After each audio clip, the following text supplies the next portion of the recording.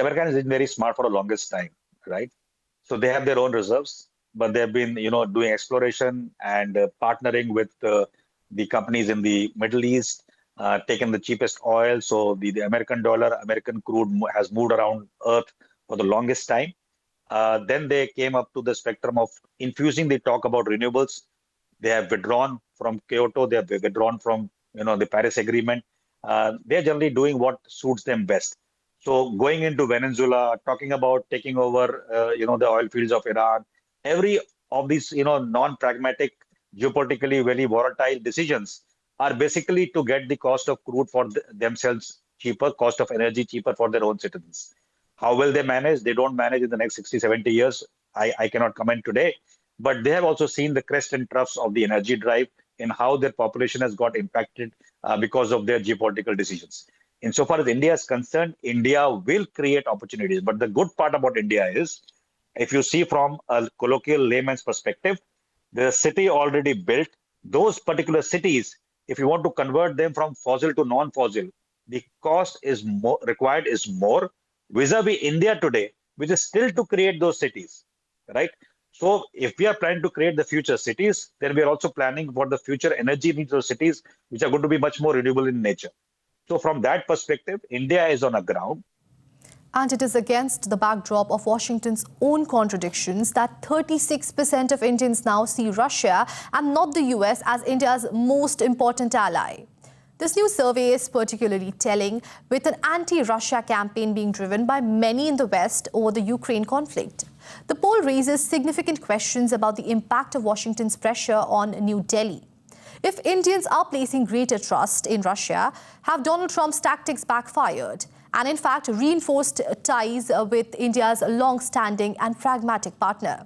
I put that question to geopolitical expert Rohit Dev. Not only the Indians as a community say the Russians are better, but also in the leadership aspect, I think Mr. Putin is more preferred than Trump today. So it's a personal, singular failure of Mr. Trump to lead, USA into any kind of a friendship mode. And it's not only with India; it's with many countries that he has rubbed them on the wrong side. Now, the other segment is that these pressure tactics, so-called, or where ought to be, in the boomerang mode because of many reasons. First being that if you put impositions and sanctions on a country, knowing fully well that as a fastest developing economy like India, we had to rely on partnerships, on supply chains, especially after the Americans created the Iranian contingency as well. And to say that there'll be a CATSA for defense, there will be a tariff of XYZ now 100% if you deal with Russia. So I think these are the mistakes because not understanding the geopolitics of economy, but purely going by the might of geopolitics is the mistake Mr. Trump has made. Insofar as India is concerned, the Russia sanctions bill was a red flag. Red flag in the context that if anything makes anything expensive for India to sustain its 1.47 billion, India will not look at it very, very lightly. So that is the first case. The second is, the policy backlash and the recent one being tariff. I want to tell through your, medium that you can put 500% tariff as well. It doesn't make a difference to an economy which is growing at this scale. They have seen this happen. They earlier imposed lesser tariff. Within 2 to 2.5 months, India found newer markets for exports. So the exports finally went up and which had gone down very momentarily. Who is getting affected by these tariffs is the American people themselves.